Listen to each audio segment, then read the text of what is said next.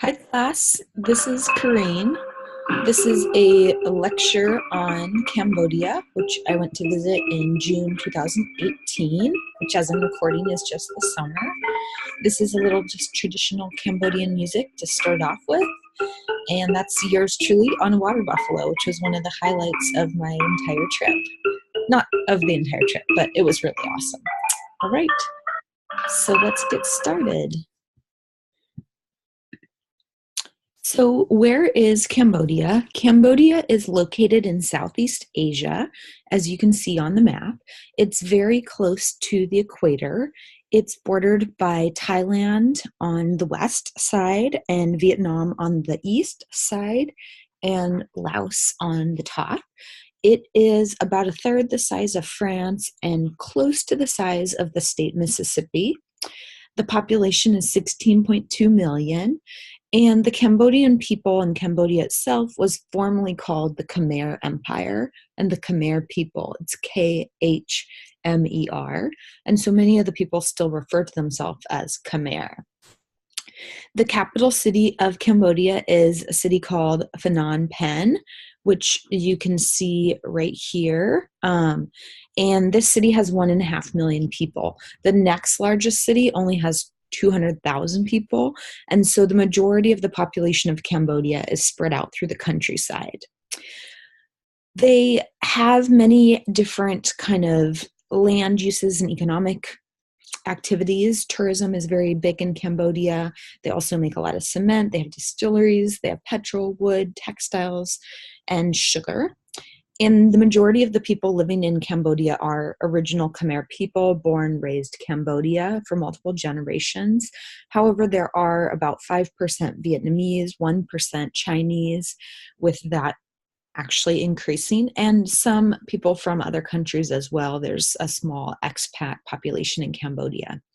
And Cambodia is amazing, so I hope you enjoy learning about it as much as I enjoyed seeing it.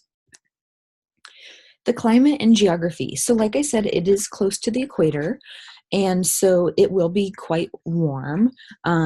It is humid at times, but not as humid as other countries that I visited that are also close to the equator. It is very diverse. There are flatlands, there are forest lands, there's agricultural lands, there's rivers, there is ocean on one side, there are mountains with limestone cliffs and rock climbing, which is amazing. There's national parks, there's beaches, just such a varied climate. It is tropical, and they do have a rainy season. So they have like a dry season and a rainy season. The rainy season is May to November. The dry season is December to April. So I was there in June, and it was just the beginning of the rainy season. And it didn't rain too much in the beginning. But life is kind of organized around the wet and the dry seasons. History of Cambodia. The history of Cambodia is so deep, and really just blew my mind and stuck out to me when I was there. I think for me personally, Cambodia has some very recent significant historical events that happened in my father's lifetime and even that happened in my own lifetime. And that was just really kind of, I don't know, it just dug so deep for me that I really wanted to learn more about the history. So in the 18th century, the Khmer people were attacked by Thai and present-day Vietnam. And this caused the king of Cambodia to place Cambodia under French protection in 1863. And so you do see a lot of French influence in Cambodia with the architecture, as well as a little bit of the cooking, and you do still have some French immigrants to Cambodia. It became part of French Indochina in 1887. And then following Japanese occupation in World War II, Cambodia gained independence from Japan in 1953, and things were going pretty well. However, in the late 1950s, the Vietnam War began. And towards the 1970s, Vietnam communists invaded Cambodia and started to post from Cambodia. And so the US came because the US was against the Vietnamese communists, and US soldiers weren't posted in Cambodia, but they did have huge influence in Cambodia via dropping bombs all over Cambodia, trying to fight these Vietnamese communists. So, yeah, so that was a big deal. And then I'm going to talk about some more history coming up. So, like I mentioned, Americans did drop bombs all over Cambodia. They dropped 2.7 tons of bombs between a very short period, between 1965 to 1973. They used to think this didn't happen until the 70s, but they found out it actually happened earlier under Lyndon Johnson's rule instead of just under Nixon's rule. And you can still see where bombs have been dropped today. There's tons of these, what they call American ponds created, where bombs have dropped and exploded and scarred the landscape. 10% of the bombs that were dropped indiscriminately with no targets. And so you can imagine how many civilians, mothers, children, elderly were hurt in this process. It's estimated currently that Cambodia has 6 to 10 million landmines, which is close to one landmine for each person or one landmine for two people, depending on the census. So that's really, really insane. The landmines are still a huge deal in Cambodia, as most of them have been unexploded, and so they pose major risk for the population. And the bombings drove this Cambodian population into the arms of communist insurgents that they previously had little support for. And the thought is that these bombings contributed to the rise of the Khmer Rouge, which is what I'm going to tell you about next, which was even more catastrophic than the bombings themselves. This is a picture of amputees in Cambodia, and there are more amputees in Cambodia than anywhere else in the world except for Angola. One out of approximately every 200 to 250 people is missing a limb, and it's because of these mines as well as unexploded bombs. The mines are small, they're about the size of a fist, and so they don't take much weight to be triggered. And unfortunately, often children are hurt by the bomb explosions. They injure or kill 100 to 200 people per month. And people are encouraged to, stay on established roads, stay on established trails, stay on established farmland versus going off, wandering into the woods, etc., because of the risk of these bombs. However, there are times where people need to forage for food and they do go wandering into the woods. Cows are also very sacred in Cambodia, and so if a cow gets loose, a person will literally risk their life to chase that cow out into the woods. Cambodians, while there have been some efforts to bring prosthetics and fit them with prosthetics, you can see the quality of the prosthetics in these pictures. The guy on the left has a prosthetic arm with no hand. He's having to tie this musical instrument to it. The woman on the right has a prosthetic leg. It doesn't look very functional, and so that's part of the problem as well. She's also missing an arm. Many women have been blind, many men and women have been blind because of the explosions. And Cambodia faces a lot of poverty in general. Many Cambodians live below $1.25 a day. But if somebody is an amputee, they're 40% more likely to live in poverty and suffer from food insecurity than somebody who's not an amputee. So like I said, these bombings occurred between the 1960s and 1973. And during that time, there was a shift kind of in government within Cambodia to a communist regime. So Cambodia was having a little bit of a civil war, and it lasted for about 7 years. And the communist Khmer guerrilla movement captured the capital of Phnom Penh. And in this, the communist regime took over. It was previously a much more peaceful regime. But when they captured the city of Phnom Penh, they evacuated all the citizens and they sent them on marches out into the countryside, literally death marches. They put them in forced labor camps. They starved them. They tortured them. They executed at least 15,000 of them. They focused on killing the educated and the rich. And most of this was done by the entire communist regime, but most of this was done by one particular leader called Pol Pot. And he was the leader in 1975.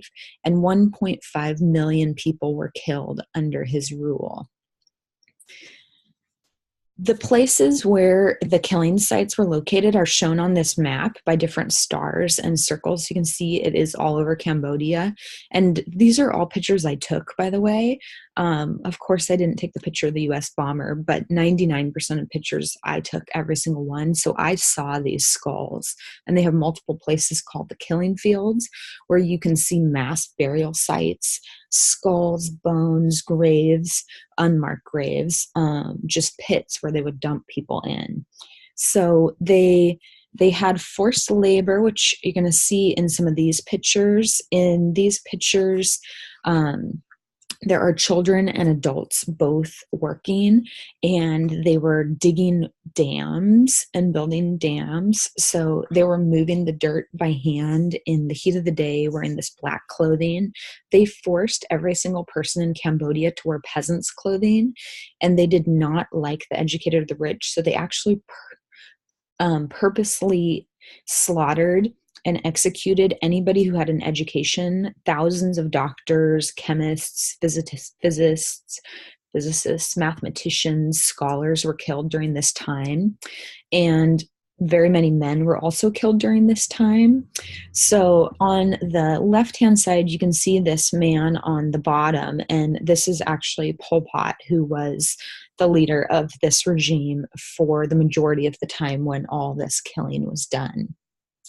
Because of this killing and separation of children from parents, after 1979, there were 200,000 orphans in Cambodia, and the population was very young because most of the middle-aged people had been killed.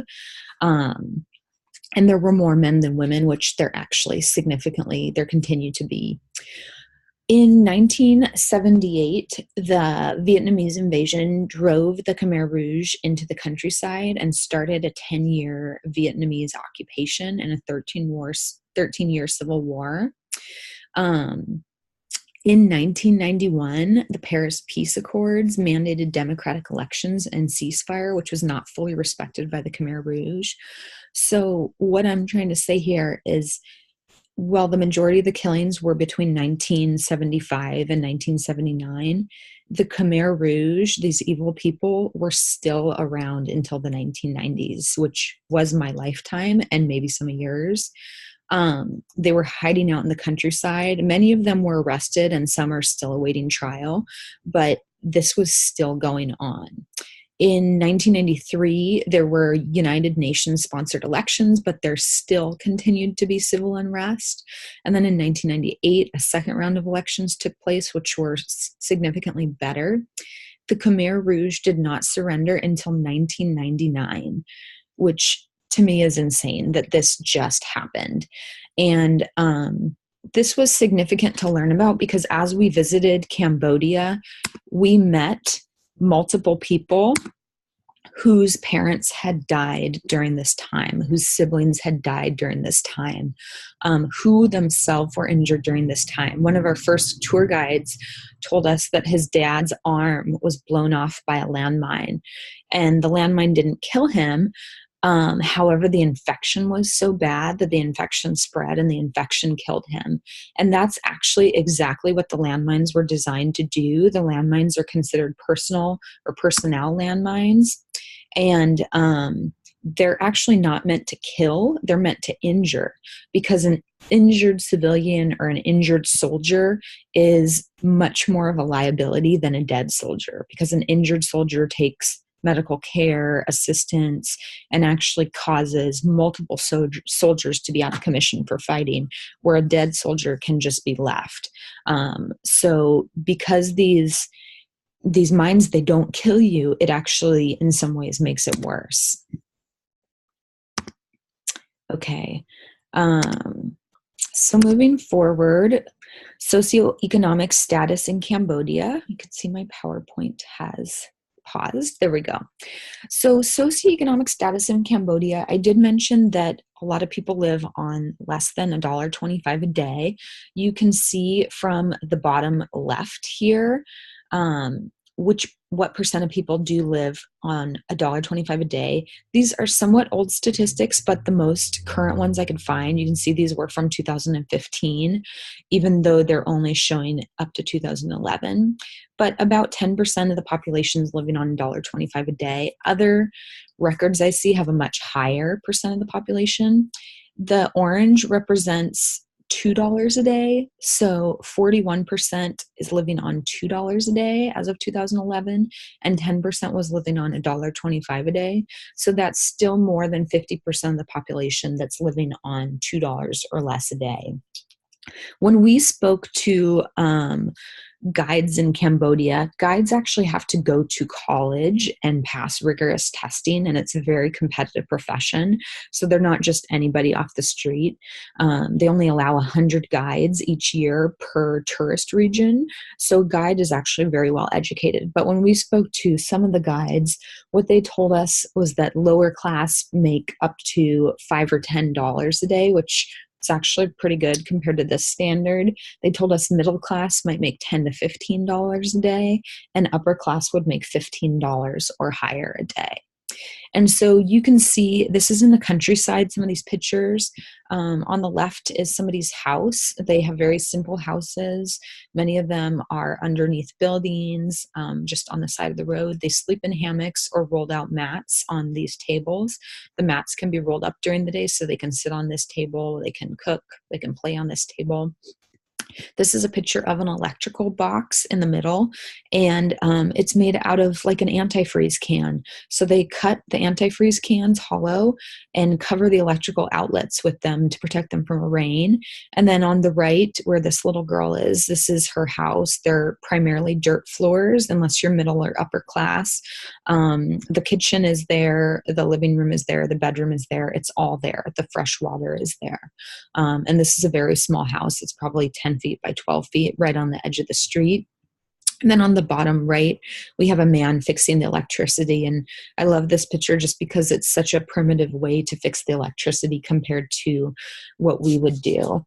Some additional statistics. The GNI, which is the gross national income, is $1,070 a year, which if you do the math, it comes out to $2.93 a day.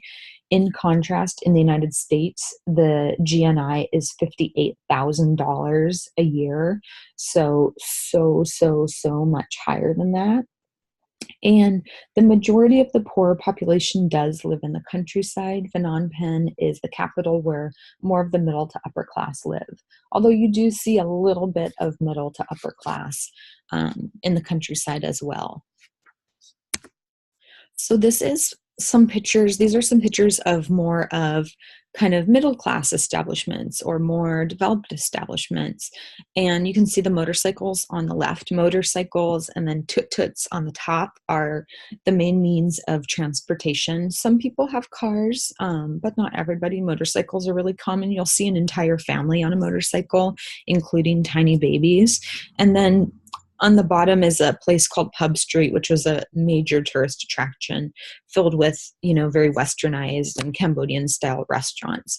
So there are many areas of Cambodia where it's very, very developed and doesn't seem third world, but there are also areas where it does seem very underdeveloped. The children of Cambodia. So I mentioned in the 1970s, at the end of 1979, there were 200,000 orphans in Cambodia. Orphanages and the concept of orphans still is a big deal in Cambodia. And in fact, starting at the far right of the screen, you can see children are not tourist attractions. Think before visiting an orphanage. These were signs that we saw upon arriving to Cambodia in the airport, warnings to not go visit any of the orphanages because many of the orphanages are money-making schemes in Cambodia. and they estimate that the majority of the children in orphanages actually have at least one living parent. So what the orphanages are, they're actually called residential care facilities, and they do actually have some orphans, but many of them don't have orphans, and families that are very, very poor will send their children to live there because they're promised that their child will get medicine, will have an education, will have food. And so you can imagine if a large family is living on $1.25 a day, this might seem enticing. However, there's lots of corruption within the orphanages, and there's many stories emerging that children are raped, children are starved, children are meant to perform in front of these visitors. If visitors give the children donations of toys or money, they're sold on the street so that the owners of the orphanages can profit. And they say that tourists should not support orphanages because they actually end up contributing to breaking up families and removing children from families. Australian tourists are the number one contributors to this type of tourism. So there's a lot of efforts made with Australian tourists to kind of reduce these visits. Cambodia knows that this is an industry. So from 2000 to 2015, the amount of orphanages increased 60%. One of the reasons that there either are possible orphans or children of poor families who are given to orphanages is birth control can be very hard to come by. And so it's hard to protect themselves from getting pregnant. This is a child on the left making the leather carving at the Angkor Wat Temple. And even though those leather carvings were absolutely beautiful, we were told not to buy from children, not to give begging children money, etc., because it promotes child labor. Educational system. So the educational system, kind of like the socioeconomic status, is a little bit high and low. On the left, you can see the Canadian International School of Phnom Penh. And in the capital, Phnom Penh, there are all sorts of very good educational establishments, going up to graduate schools, places where you can get a terminal degree, a PhD. They're generally private. In the countryside, we don't have anything beyond primary school. School is free for the children, but some of the barriers to school include transportation. So there's no school bus. Children usually ride on their bikes, they walk, or they ride on their family's motorcycle to go to school. Some schools require uniforms or books or backpacks or supplies, and parents often don't have money to buy these. Schools start at 6 years old. There's a major shortage of funding for schools, and even though schools are free, only like half the students living in the country make it past the 5th grade. Often parents will pull children from schools because they're needed to do work in the fields or help the family out. And the majority of students in higher education are males. Staples. So staple crops are rice, and that is it. Rice, rice, rice. Rice makes up 60 to 75% of the calories eaten daily by the average Cambodian. And the rice in Cambodia tends to be less thoroughly milled than the rice in other countries. And because of that, it actually tends to be a little bit richer in vitamins and have more fiber, which is good. However, it is still low in many essential vitamins, and so you do still see micronutrient deficiencies happening. Rice is so important to Cambodian culture that they have a phrase, and I'm going to slaughter it, but Nayam by Hawanov. And this is a greeting phrase, and it means, have you eaten your rice today? So it's how Cambodians greet each other. Rice is so important that they'll wait till the end of the rainy season where they've sold all their rice to have big events such as weddings. Agriculture is super important as well. And like I said, most people, especially living in the countryside, do practice agriculture, and agriculture kind of is the center of daily life. So when people rise, when people sleep, what they do as far as special occasions, it all revolves around agriculture. Most houses don't have potable water. Some houses are lucky enough to have water pumps, which is shown on the right, but not all. This is a picture of two people farming, and I met these people. I went to their farm. They were farming basil, morning glory, and spinach. And you can see these kind of wide rows here. So once they're done with these rows, they can sell them for $12.50 a row. Each row takes about 20 days to grow and will yield 50 kilos of food, and they get 25 cents per kilo of food. So they sit crouched like this on these tiny little wooden, almost like bricks, but they're wood, and they pull weeds by hand all day long. So this is very, very labor intensive for not much monetary return. On the left is the cow robot, and the cow robot is the tractor.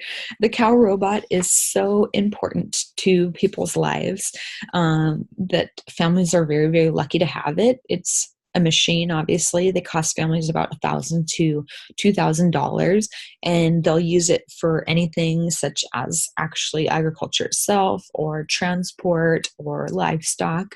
And this is a video about the cow robot. Go is in cow. Yeah. Yun because yun. Yun is in robot, so cow robot. Oh. Cow robot. So it's really benefit of this one. So they can, like change, like connect to the trailer, and they can carry more than 5 tons of things. Yeah. And the local people during the Khmer New Year, people traveling from one village to other village.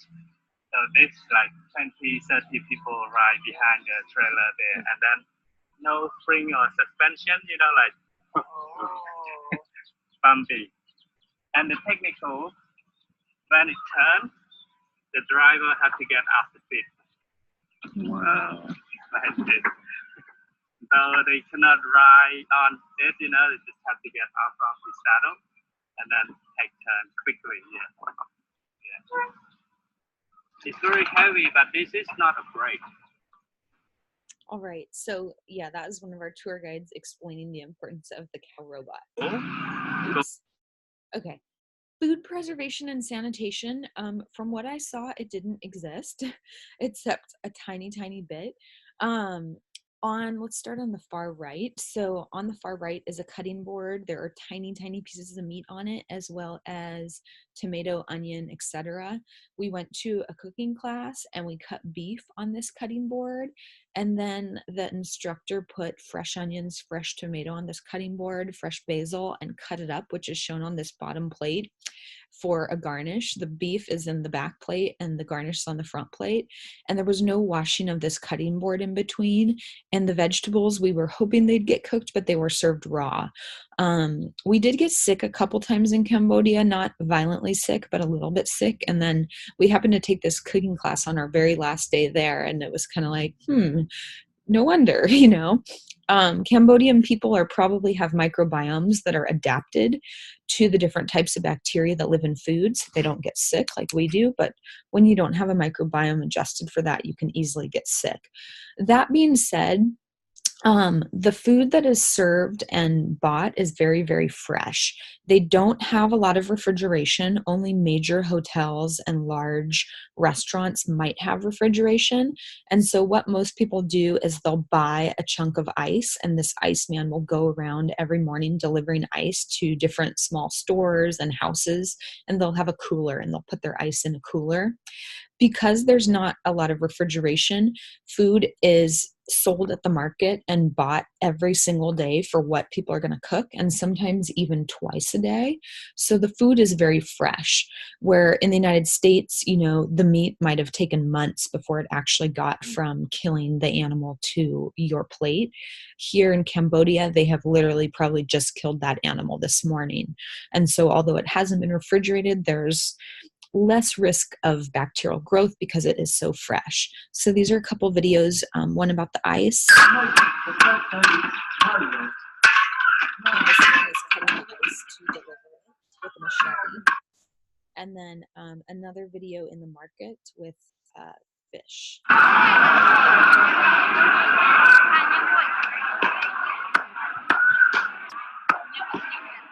you can see he's just pulling meat out of the floor.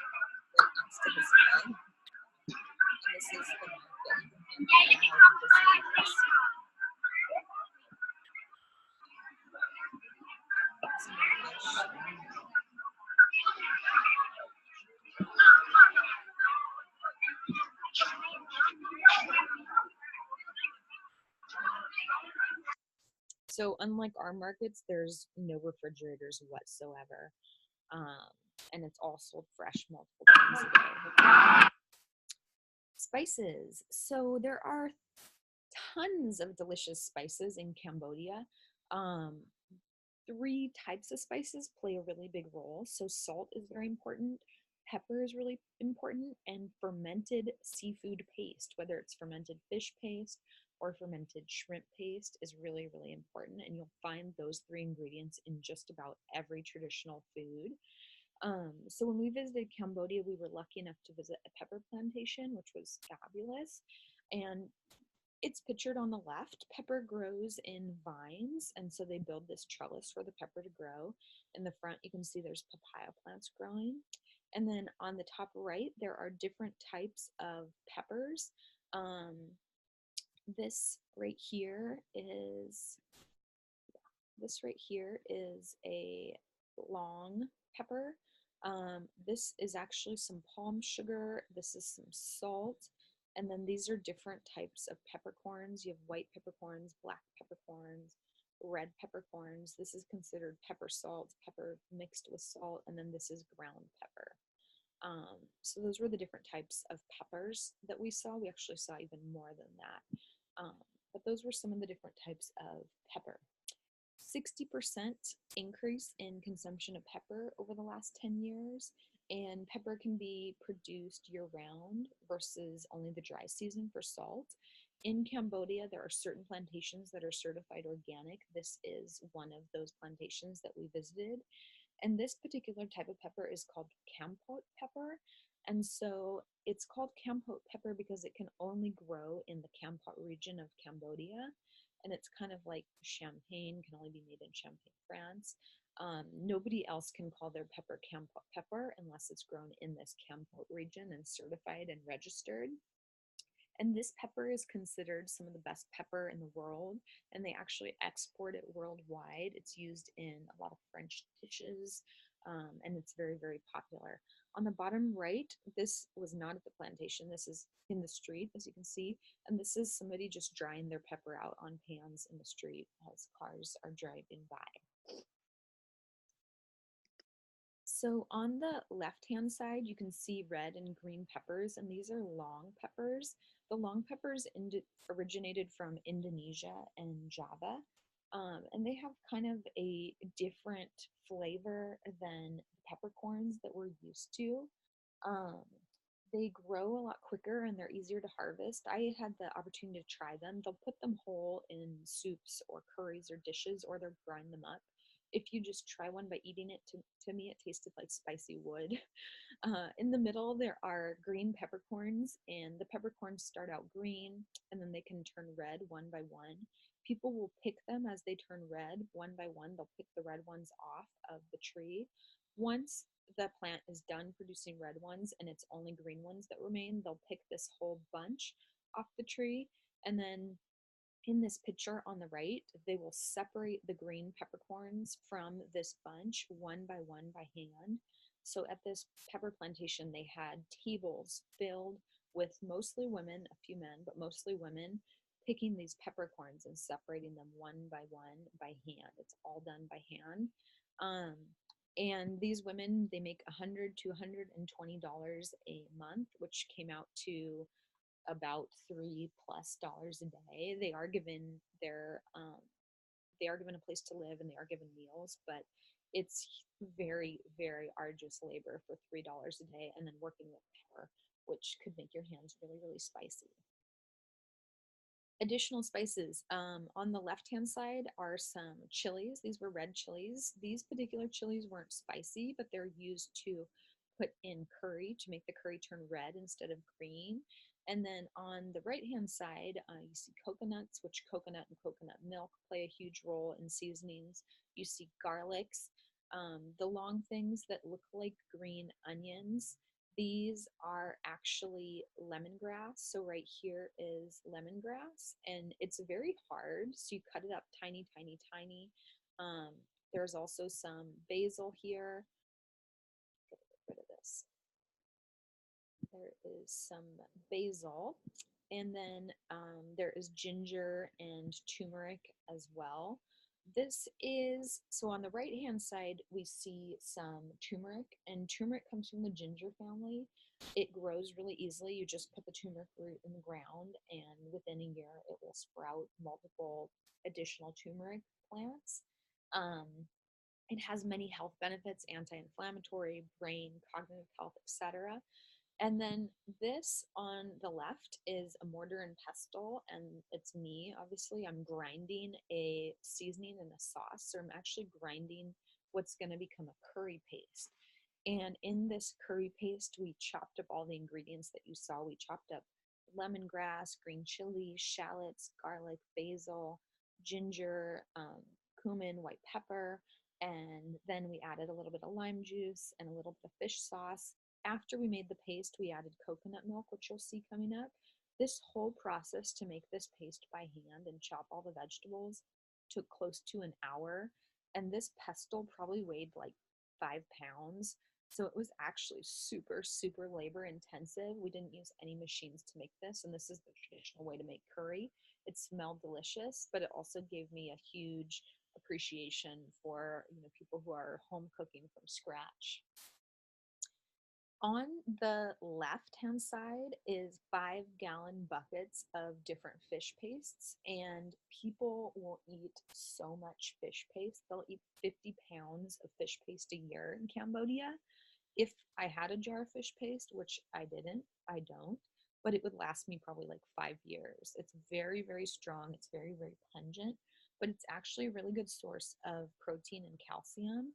They usually use very small fish to make the fish paste, and they'll cut the heads off. They'll put them in a barrel, and they actually stomp them by foot, not by hand.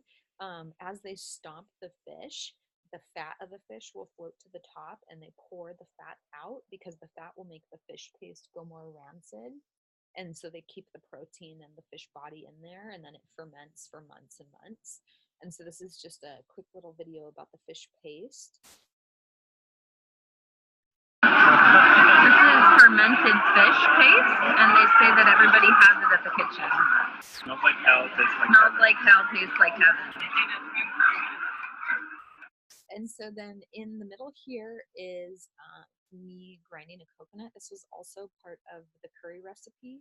We scraped the inside of the coconut by hand using this device, which was also very arduous, took probably an hour to scrape 2 coconuts. And then we took the pulp from the coconut and we mixed it with the coconut milk to press coconut water. So we'll watch both these videos.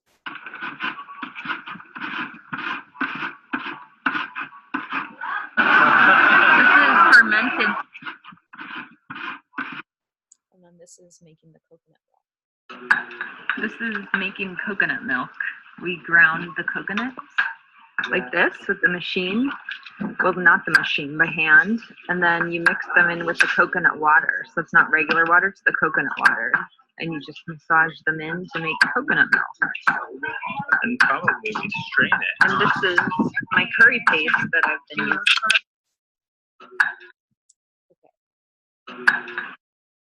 So salt, the next important spice. We visited a salt production field, and they only make salt in the dry season, but they do make all sorts of different types of salts. On the far left plate is natural salt, and this grows on top of the water. In the middle is crystal salt, and this grows in the middle of the water.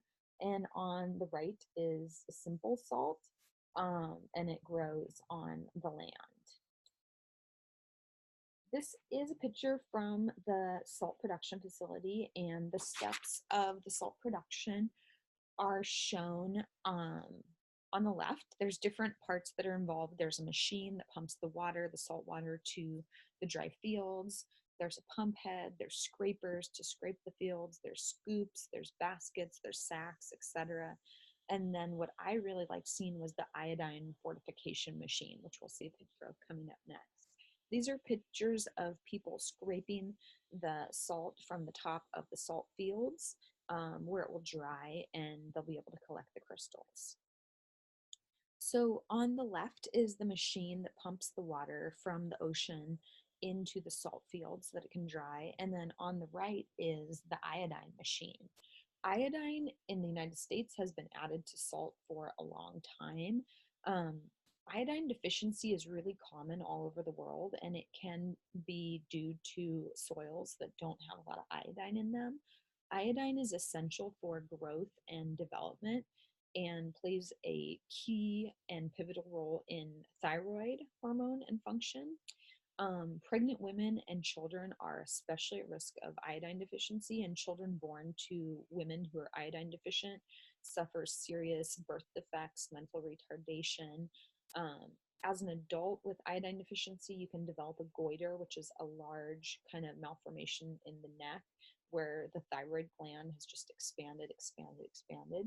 And so we iodize salt to try to reduce this being a problem as early or as late. So again, this is all within my lifetime. 1990s, 1 in 5 children had goiters, and over 60% of mothers, even currently, are considered iodine deficient. And this is one of the leading causes of death. And so there were big international efforts from the World Health Organization, UNICEF, to send these iodine machines to Cambodia so that they could use them. And they did that in the 1990s, and they started fortifying with iodine. In 2010, with the Fukushima nuclear disaster in Japan, the iodine prices went up 3 times as much as they normally were. And so there actually started being iodine deficiencies, and individual salt producing facilities weren't buying the iodine as they were supposed to. They're supposed to buy it, but they weren't. In addition to that, machines were breaking and nobody was sending replacement machine parts. You can see this is a broken machine here. So nobody replaced this machine when it broke. It's just broken. And so huge facilities would be having to rely on just 1 or 2 machines to fortify their salt with iodine. And there's lots of discussion right now that the majority of salt producing facilities aren't fortifying with iodine, and we're now starting to see goiters and iodine deficiency reach epidemic proportions again. This is a picture of the salt. You can see how coarse it can be in its raw state. And then vegetables. Cambodia has delicious fruits and vegetables. And they're just all so colorful, so fresh, so flavorful. They only sell things that are produced in season, so you're going to get the ripest, the tastiest fruits and veggies. Fruits and veggies accompany a meal. They're not the main part of the meal. The main parts of the meal are going to be rice and fish if somebody is able to have fish. This poster on the left is awesome because it's awesome, but also because I took a picture of this inside of a bathroom. So this was a poster hanging up on a bathroom wall. There was also a fruit poster hanging up there, and I just loved they're putting fruits and vegetable posters on the bathroom walls because it's so educational and so good. I had a chance to try most of these fruits and vegetables there. You can see some of them look very familiar, some of them maybe not so much. These are additional vegetables that I ate and I love them. Um, this dish on the top left, this whole basket was used to make curry. There's mushroom, there's yam, there's potato, there's these long beans, which I'm holding up in the middle. They're long, they're really, really long. In the back, you see some eggplant. We had some baby corn. Um, I will say we had lots of different types of eggplants. So the purple ones are eggplant, these white ones are eggplant, and these are eggplant. There's actually multiple different types of eggplant there, and they're all very, very tasty. The 2 dishes that are plated on the bottom, these were vegan breakfasts that I ordered, and they were delicious. I am not vegan, but I do believe in eating vegetables more of the time than not and trying to limit my meat. And so I got these breakfasts, and they were just fabulous. The vegetables were cooked in butter or oil with usually a little bit of salt and pepper. And then on the right side is at a market, and this is a big dish of shredded carrots. The black things are flies, so yeah. But these vegetables were super, super delicious, and they usually use vegetables as a relish, as part of the main meal, or in a soup or a sauce. Additional vegetables, seeds, and interesting things. On the left is a lotus flower, and you can eat the entire flower. You can eat the petals, but many people will eat the seed pods that come from the middle part of the lotus. The seed pods are really, really rich in protein and B vitamins, specifically thiamine, which the very last slide we'll talk about thiamine deficiency, but thiamine deficiency is actually pretty common in Cambodia. So more people should be eating these lotus pods. And they have whole lotus plantations that are just beautiful to visit where lotuses are growing for harvest. To me, the seeds tasted good. They tasted nutty. They're not always sold fresh. Often they're sold dried. The top right is a picture of a wing bean salad, and it was very delicious with a ginger dressing. And then the bottom right is palm trees, and you see these bamboo sticks hanging, and then these bamboo juice containers. So they'll actually get the juice from date palm trees and drink it and sell it. It's very sweet and delicious. Fruits, also very fresh and abundant. The picture on the left was in the capital, Phnom Penh. And so in the capital, you see fruits with stickers on them. These fruits were very likely imported and not grown locally. So a lot of apples, giant oranges, things like that. The fruits on the right, again, this is from the bathroom poster, and I loved these fruits on the right. I had an opportunity to try most of them. And I'll show you some more pictures of them coming up. One of my favorite fruits to try was on the bottom, third one here, this rambutan. Other fruits, so this is pineapple growing. Behind it are papaya plants. In the middle, this is a dragon fruit growing, and the dragon fruit plant looks like a cactus. It grows like a cactus, kind of viney. And the picture of me on the bottom right with a dragon fruit cut in half so you can see what it tastes like. There are dragon fruits that are white when you cut them in half, or there are dragon fruits that are red when you cut them in half. There's different varieties. They're really tasty. They're not overly sweet. They have the texture kind of like a kiwi. You scoop them out. And then the top right is papaya plantation.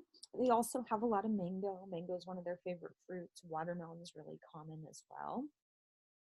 On the bottom left, this is a dragon fruit from the outside.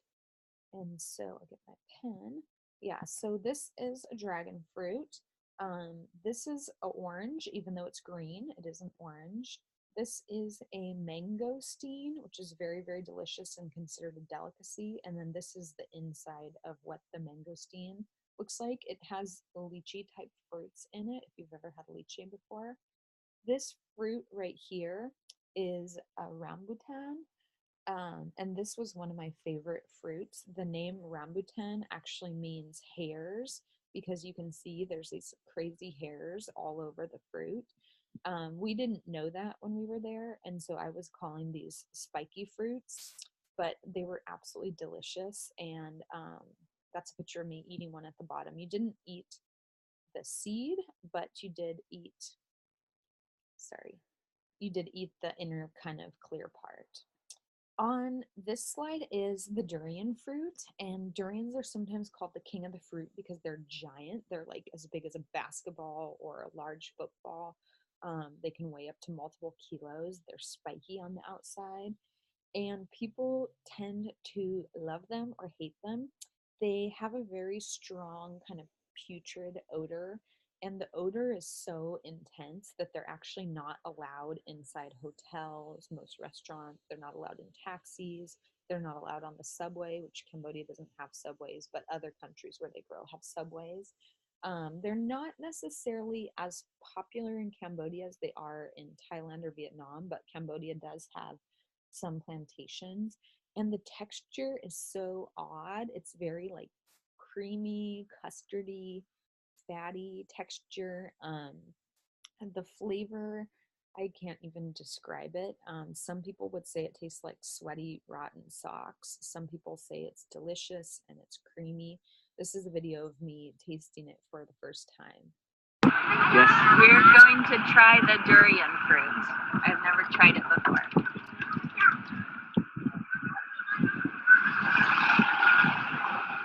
Not sure.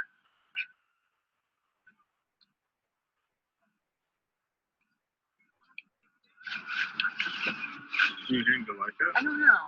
I'm sure that I like it. It's not gross, but it's very buttery and tasty. all right, I've tried it. Thank you. And turn off. So that was me trying it. I don't think I need to try it again, but I did try it. Yes. You have to try everything when you travel. Protein foods. So as far as protein foods go, fish and seafood are the most important protein foods, but there are other protein foods as well.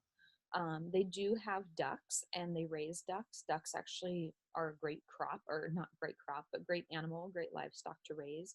They love the hot environment and they'll eat the whole duck, they'll eat the duck eggs.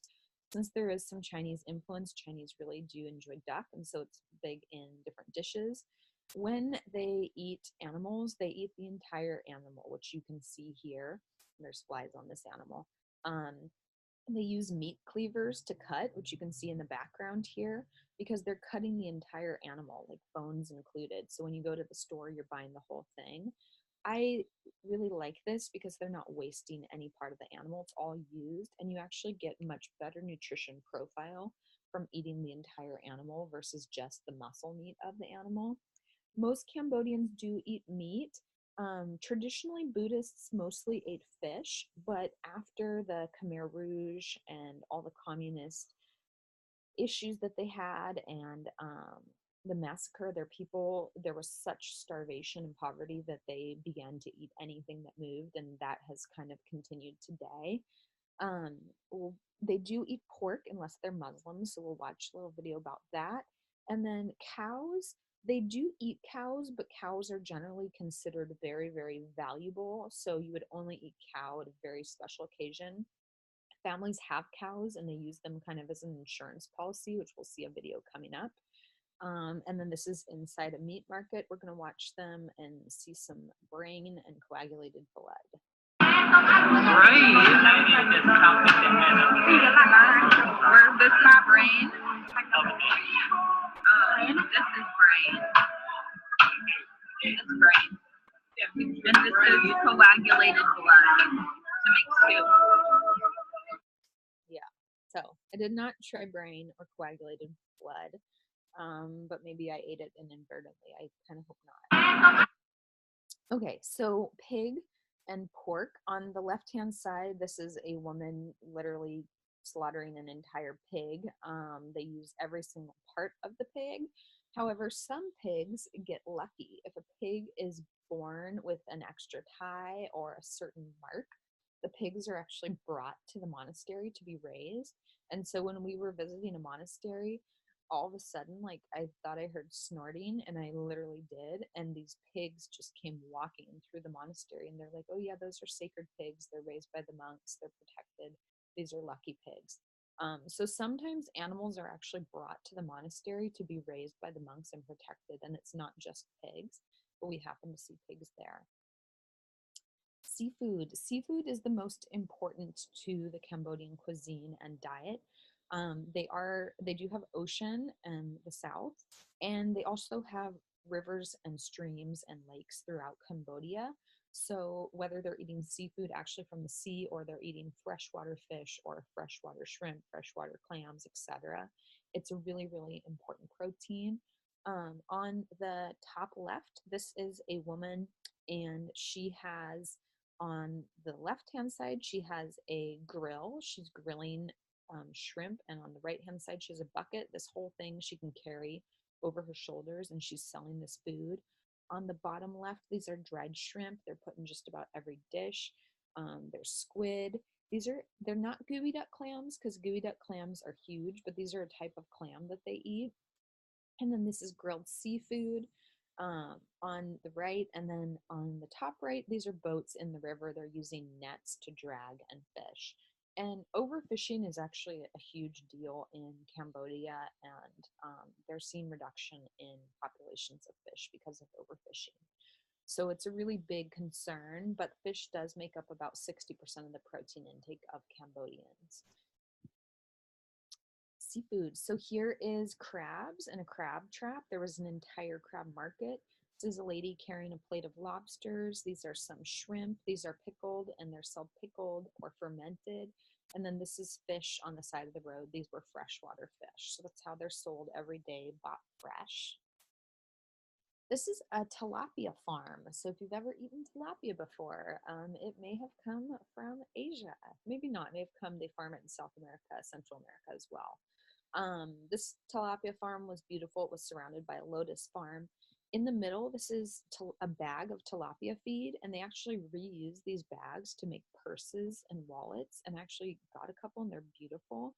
And then on the bottom middle, this is old rice and leftovers that the family hasn't eaten, and they recook it in this pot, and they actually use that as fish feed as well. So here's a little video of the tilapia farm. These are the tilapia and the beautiful farm where they are raising the tilapia. You can see them swimming.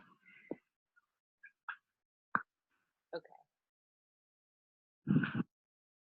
Other proteins. So like I said, in the 1970s, there was major famine, major poverty. People were dying from starvation, dying from malnutrition. And actually, malnutrition and starvation still happen. And so, while the people did eat a large variety of foods before that, the variety increased substantially after that time, and it kind of has not gone away since. So there's these really large snails. You can see this snails like as big as my hand. They'll boil snails and eat them.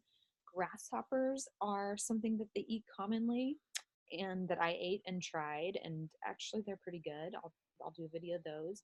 On the upper right, this is me eating frog legs, and I did try those. I didn't put the video in.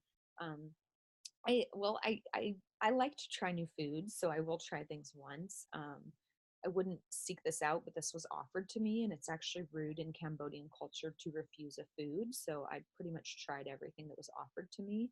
And then on the bottom right, this is a grasshopper trap. So at the very top of this, there's a light which can be turned on. You can't see the wire, but this is turned on at night.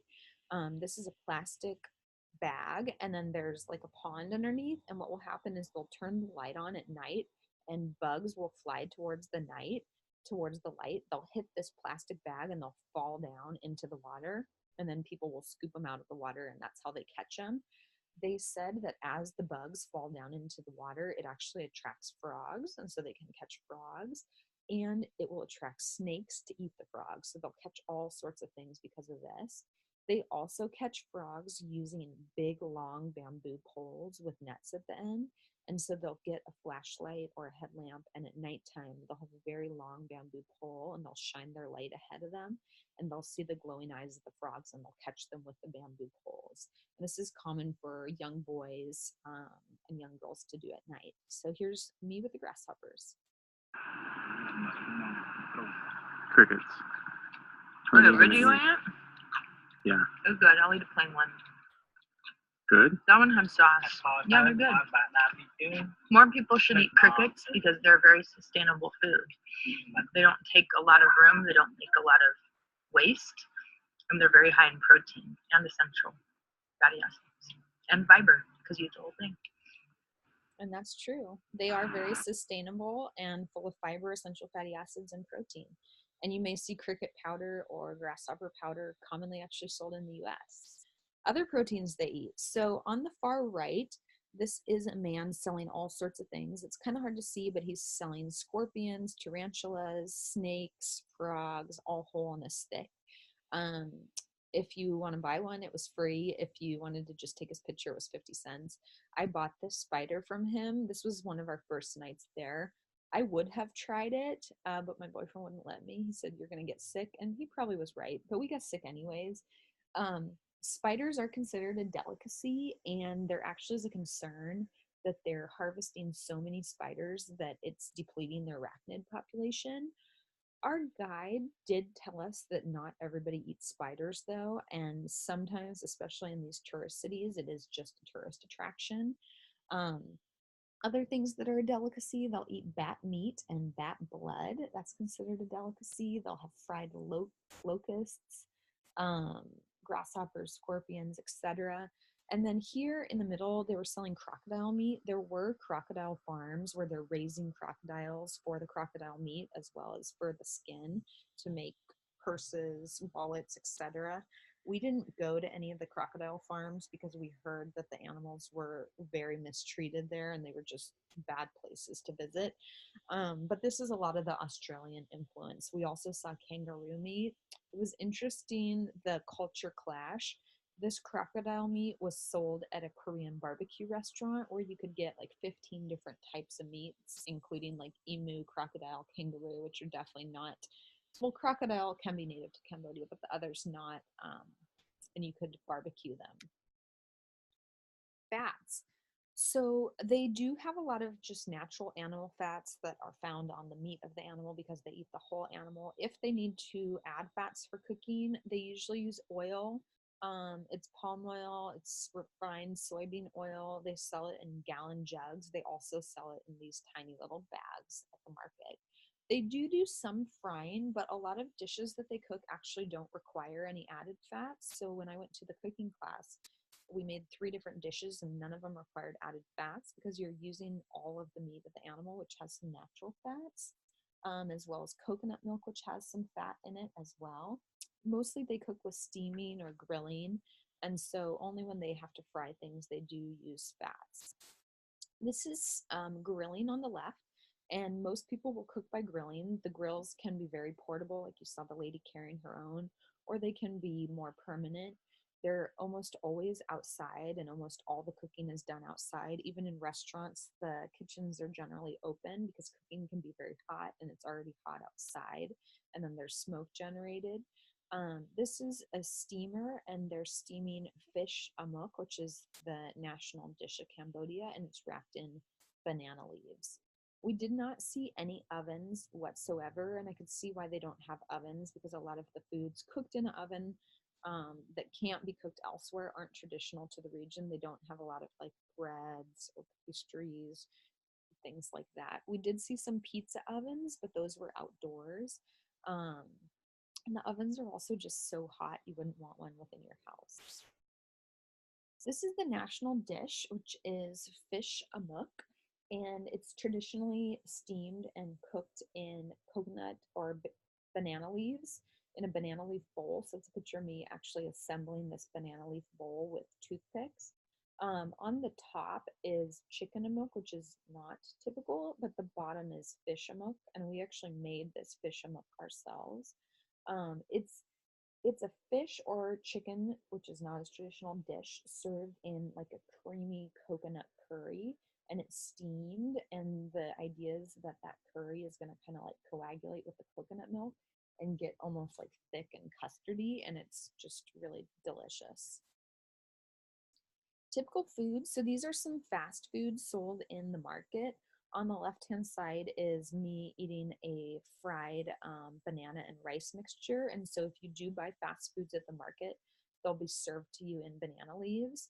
At the top is a man, and in his pot, he has giant slices of sweet potatoes, and he's frying them. And then you can see this lady is actually buying them, and so that would be their Cambodian French fries. Those were delicious. They were fresh fried, very, very delicious. They did have fried chicken, which this lady is selling. And then at the bottom right, these are different foods wrapped in banana leaves. And sometimes this would be a mixture of banana itself with rice that was cooked over the grill inside these banana leaves and tasted really sweet and delicious. Additional typical foods. So on the far right, these are sticks of bamboo, and inside them there is rice. The rice is a little sweet, and sometimes there's beans, and there's different kind of sizes and depths of these bamboo sticks, and this is to-go food. So you can buy one of these bamboo sticks with rice depending on how hungry you are. You buy a big one or a little one, and then you can take it to go. So this is a lady selling them outside of the temple. I think I paid like 10 or 25 cents a stick, and here's a video of it. It was quite delicious. Hi, so this is something called croulan, and what it is they shove a whole bunch of rice in here. This is a bamboo. They've shaved down the sides so it's very thin, and then they put the whole thing into the fire to cook. And they sell these on the streets as snacks and lunches. You can get them of all different thicknesses. And they're like to-go rices, so people can eat them while they're working. And then the way to eat it is to peel back the layers of bamboo until you start to get to the soft rice inside. And you can take a bite of it, you can squeeze it out, you can use your fingers, and it's very good. So it's called crouton. All right. Hi. Additional typical foods. So this menu on the right is not Cambodian typical, but this is what is sold in Cambodia. But a club sandwich is obviously not native to Cambodia. But these are foods commonly sold in Cambodia. And then on the left, this is a breakfast porridge that I had. It was called like a rice porridge. It was very similar to a rice congee. And it was rice with, I think I had shrimp in it. You could have different meats in it. You could have fish. It had sprouts, lemongrass. It was very typical for breakfast, very delicious. They often have rice or noodle dishes for breakfast. At home, they'll have breakfast early, 6:30 to 7:30. If they're working the fields, usually the women or the daughters will cook breakfast and bring it to the men who are working. And they do typically have lunch. Daily lunch is often eaten out. And then a dinner will be the main meal of the day with more different dishes. But you will see rice at almost every single meal. This morning I am trying rice congee for breakfast. It also has rice noodles in it and some shrimp and sprouts and green onion and lemongrass. It's kind of like a breakfast soup porridge, and I'm very excited to try it. So this is live to you from Cambodia. Desserts. We didn't see a lot of desserts. However, some were sold and served in our hotel. This is a picture of them. The middle here, this is like a millet honey mixture with a little bit of coconut cream. It's very, very sweet, very, very tasty. On the left, this was like a sweet potato bar. And then on the right, we have these sweet potatoes, which were in a coconut cream with kind of like a tapioca-like pudding. And then these jars, there's small little cookies, but dessert wasn't very common. The only dessert that was common was ice cream and frozen desserts, which were very good because it was so hot. So this. This is some millet and coconut cream, and it's sticky. It's a dessert. It's quite good. Snack food. These were some snack foods sold. While they are snack foods, it actually was easier to get kind of healthier snack foods there. You see banana chips in the middle on the left. There are different types of nuts and dried seaweed. This was beef jerky on the top left. And then on the right, there's a picture of all sorts of different snack foods. But look, you have pistachios. You had peanuts, you had macadamia nuts, cashews were really common for snack foods. So we didn't eat a lot of snack foods, but I did like snack foods. You also have some gummy candies. Traditional remedies and treatments. So with the Khmer Rouge regime and Pol Pot, they actually slaughtered most of the doctors, and the doctors that they allowed to survive, they sent them to the countries, they got them out of the cities, and they made them rely on traditional medicine versus Western medicine. So there was this whole idea of self-reliance. And so a lot of those ideals have still stayed today. They do still have witch doctors in the countryside, and that's usually what somebody will visit first is a witch doctor. I actually met a public health grad student from Berkeley who was there interviewing witch doctors to learn about their practices. And she found that there were many witch doctors and healers within the villages. They believe in spiritual health a lot, and they often make remedies of tea. They'll drink tea for weeks to months, depending on what these witch doctors will put in the tea. They're very hesitant to share what goes in the tea because they're afraid that if they share the recipes, that the teas won't work anymore. And they do have a lot of kind of self remedies. On the left in these pink buckets is something called betel nut, and betel nut is a stimulant. This is red betel nut. It's dried. It's kind of similar to caffeine. but it does cause oral cancer. And then in the middle, these green leaves, these are tobacco leaves. So these are sometimes eaten, and oral cancer is an issue. They're sometimes given as gifts. And then this is our guide talking about the use of basil and how they use it as a seasoning and insect repellent. And he talks about bees, and it's true. We did visit a place where they were collecting and harvesting bees in beehives, and they don't wear the protective nets like we do in the US, and the bees don't sting them. So it's very common for this one that you see on the menu to say that deep fried beef with holy basil. Holy basil. So this kind of basil, they are good with more deep fry and more like cooked.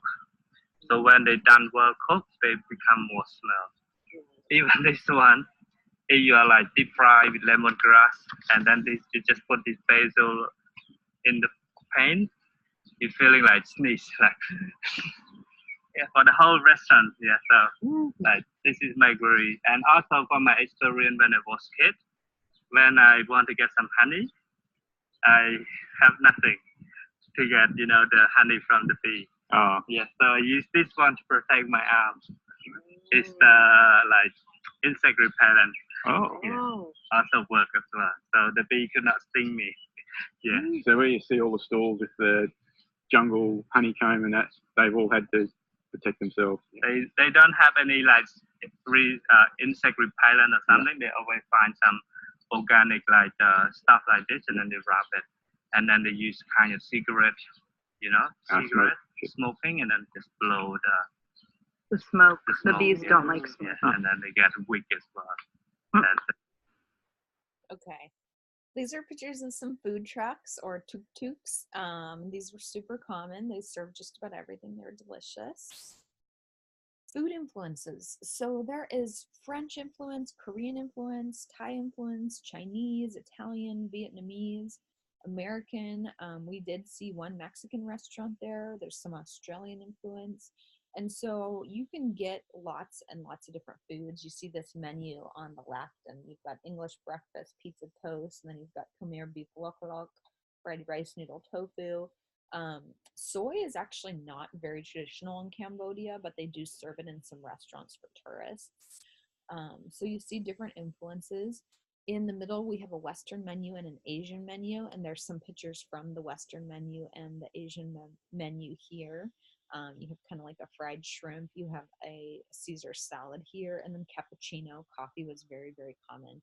Cappuccinos, the lattes, etc. Food was very, very cheap. In a fancy restaurant, you could pay $6 to $10 for food.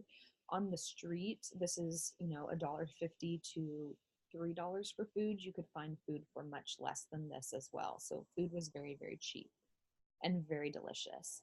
Etiquette and family roles. So in small families, they eat at low tables sitting on the ground, which is shown on the right-hand side. They do eat with their hands. They sometimes eat with chopsticks. The men will be given the bigger portions or served first, and usually the meals will be served family style, where there's one big bowl in the middle or one pile of fruit, as this is in the middle, and everybody will take some. If they portion it out into individual servings, what they find is there's not enough for everybody, because you're usually feeding a lot of mouths on a small budget. And our guide told us that you don't speak during mealtime, because if you start talking, your sibling will eat your food. So it's kind of like every child for themselves. Mostly the men do the work, although you could see many pictures of women in the markets, and women do work in the markets a lot, as well as work in the fields. But women tend to do the cooking, the food selling, the food buying, etc., while men are doing more of the working and less of the cooking. Interestingly and coolly, in my opinion, women control the money, and this actually, we were told, helps save families a lot of the money. And so men earn the money, but women control the money. Women don't go to school a lot compared to men. On the left is a formal place setting, and you can see these are actually like gold coated silverware, and it's very kind of European style. You are not supposed to refuse food, so that's part of the reason I tried so many things, also because of my curiosity. If somebody offers you a drink, you're supposed to drink it. You do tip 5 to 10%, and you do wait for your host to sit down. And then this was a funny tidbit that I found in an etiquette book, but it recommended do not pass out face down on the table if the toasting goes all night. And I think that's probably good universal advice.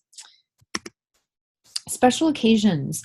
So they do celebrate multiple special occasions.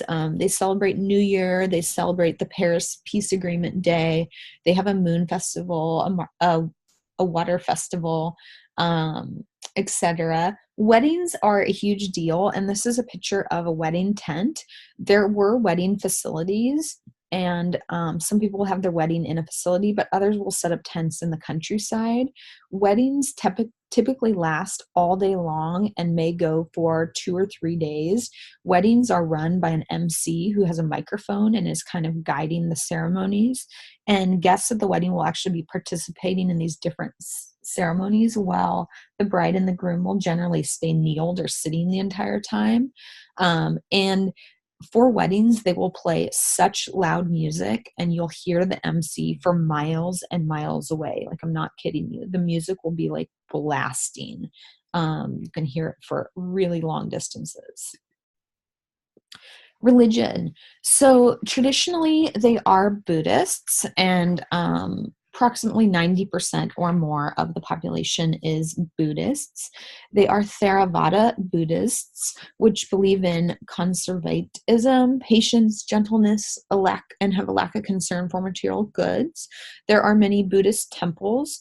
One of the most famous temples, which is called Angkor Wat, actually started as a Hindu temple. And because of the kind of differences between Hindus and Buddhists, but their similarities, desire for peacefulness, you'll actually see both Hindu and Buddhist deities in some of the carvings as well as statues in these different temples. So I have some pictures of those coming up. These all three of these pictures were taken at a Buddhist monastery, and both on the left and right hand side. The left is a zoomed out version, but this is a woman, and she is weeding and clearing dirt from the monastery. She's an elderly woman, and they believe that if they do tasks like this, they're giving to the monastery, that they'll be blessed in their afterlife. Most people are cremated in this religion, and so they're buried, or they're not buried, their remains are stored under these statues and sculptures. And then this was a monk. There was a lot of important etiquette regarding monks. You were not supposed to take your picture with monks. You were not supposed to touch monks, especially if you were a woman. These are some of the statues found in one of the temples that I saw, and there's Hindu and Buddhist influence. And then on the right-hand side, you can see there's a Muslim woman selling some fish. So there is a small Muslim population. It's generally less than 5% of the country, but certain cities, which this city in particular, they had about 20% of their population Muslim. Health promotion. I love these pictures. These were pictures on cigarette boxes, so I wish we would have these in the United States. Smoking is a bit of a problem, as well as all the cancers that go with it. And then these are the pictures in the bathroom of the fruit and vegetable poster, which I absolutely love. And then this is our guide talking a little bit about hospitals, how you pay for hospitals, etc. Medical.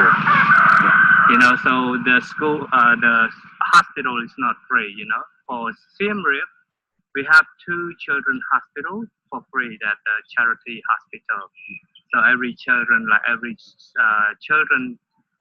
from under 14 years old, they can get free treatment, in Siem Reap. But for the adults and for the old people, everyone has to take care by your own. Yeah, so when they have any accident or sick, so the only thing that they have to do, selling the cow before they selling the rice farm, like the rice field. So they keep the cow as like their savings account. That's true. Yeah. Or the insurance. Their insurance. Insurance, yeah. Yeah, so that is the reason, yeah. So sometimes wedding is first. Wedding. When they prepare their children's wedding. Yeah. 2 cows, 5 pigs, 20 wow. chicken. That's it for the wedding. Yeah, that is like wedding in the country, like for the local family. Yeah. Right. Yeah. Okay. A little bit more about nutritional status. So stunting, wasting are big problems, as well as malnutrition. Overweight and obesity are not as big of problems, but they are increasing slightly. Stunting is impaired growth, and it's due to poor nutritional status, repeated infection, inadequate stimulation, and it's low height or weight, so it's below 2 percentiles. And as far as stunting goes, there are approximately 50% of children may be stunted. Um, for population, as far as wasting goes, this is significant underweight. About 10% of the population may be wasted, and about 3% of the population may be overweight or obese, according to this graph. If you look at the bottom graph on the left-hand side, the blue is overweight, the green is obese. So if you look at both sexes, you have 18% overweight, 3% obese. So that's 21% total. In the United States, the percent overweight and obese are closer to between 65 to 75%. So they only have like a third or less the obesity rates that we do. You can see that stunting has gone down quite a bit, which is good. It has gone down the least for the poorest age group, which is shown with these red circles. And then anemia is also a big problem, as well as vitamin A deficiency. This is the leading cause of blindness. But anemia, about 44% of women are anemic, women of childbearing age, which can lead to low birth weight babies, birth trauma, maternal mortality, infant mortality. There's a lot of iodine, iron, and thiamine deficiency. 20% of females reproductive age are too thin for their height. And then HIV and AIDS is also a big problem, and there's been an epidemic in the 1990s. There are sex workers, and I saw them. There was a whole red light district that we drove through, not on purpose, but they have what they call karaoke bars, and there are just rows of women sitting outside these karaoke bars, and they're not just singing karaoke. Infantile beriberi. So infantile beriberi is a thiamine deficiency, and I met a PhD student who actually went to Cambodia and worked on an intervention to supplement fish sauce with thiamine, because infantile beriberi actually leads to about a third of infant mortality and occurs about 3 months in infants to mothers who are thiamine deficient. And they're thiamine deficient because they're eating polished rice, and polished rice is rice that's been milled, and it has the B vitamins stripped from it. So they supplemented the fish sauce with thiamine, since fish sauce is eaten so commonly. In the United States, we supplement things like breakfast cereals and breads, but those are not foods commonly eaten there. And they're working to try to reduce child beriberi. This is a link you can click on to learn more, but I think for purposes of time, we won't watch that. So the end. So these are both pictures taken at the temples. The bottom right is the Angkor Wat Temple, built at the height of the empire in the 12th century. Absolutely gorgeous. And I hope you've enjoyed this lecture. I loved Cambodia, loved learning about the deep history. The food was delicious. The people were kind. It felt safe. The weather was good. The scenery was amazing. There's still a lot of aid that needs to be given to Cambodia and a lot of interventions that need to be done. But I hope you enjoyed Cambodia and listened to this lecture. I'm sorry if it was long. I literally could talk forever about it. But thank you guys, and goodbye.